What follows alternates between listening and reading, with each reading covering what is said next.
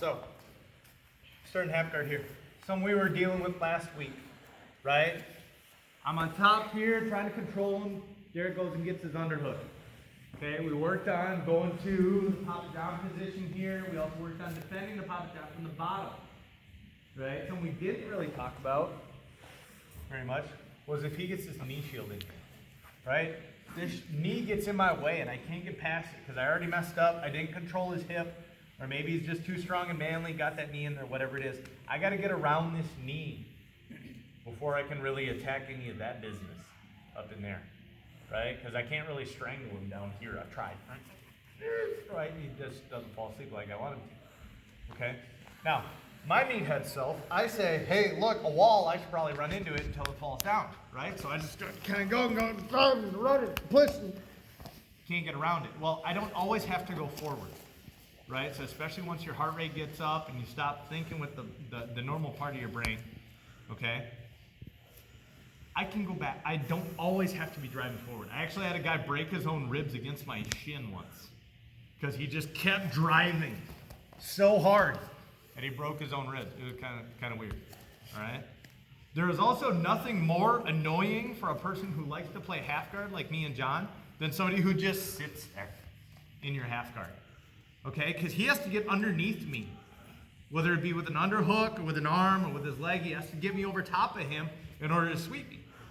So me sitting down with this knee on my chest, right, and not pushing forward, and everything he tries to do, I control his arms, later buddy, right, control his arms, keep his chest and his head away from me.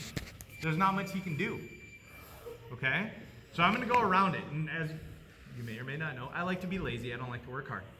So first one we're going to do, dealing with this knee shield, okay, is I'm going to post my outside arm in his armpit. My inside hand is going to go to his knee, just like when we were talking about passing by popping up to her foot the other day. And I'm just going to step up with my back leg. Right? My heel's going to come right towards his butt, my knee to the sky, and I'm going to bring my inside leg right into that gap in his hip here. Right? So I'm going to try to touch my thigh to the knot of his gi, or the knot of his belt. So I'm going to put my weight on his chest, right, with my hand, other hand on his leg. I'm going to step up, and I'm going to bring my leg right to his hip. Okay, so his knee is now pointed up. Now I should be able to move it out of my way and lock in.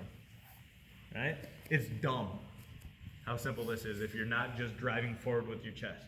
Right? I'm bringing my hips forward instead of my chest. Okay? Post. I can also go arm, leg. I don't really care, but if I'm pulling on this, his instinct is going to be to pull it back in front of me. I'm not going to work that hard. Right? Armpit, knee, step up. Bring my hips forward, and I cover his head, right? I'm dropping my butt backwards. I don't want to go forward where he can post to my armpit with his left hand here, and push me off to the side. Now he's catching my leg on the back side. I want to pass that knee, elbow him in the face. Just kidding, don't do that. Right? And drop my hips onto his hips. Okay? Now his knee's pointed at the sky, and I'm passed. Simple enough? One more time. Knee shield, right? Armpit, knee. I'm going to step up. Pull my hips forward and hook his head. I'm going to sit right on his hip. Boom. Now his knee is behind my elbow, and I can do whatever else I want to do to make him cry. I'm just kidding. I wouldn't make him cry. Yes? 1, 2, 3.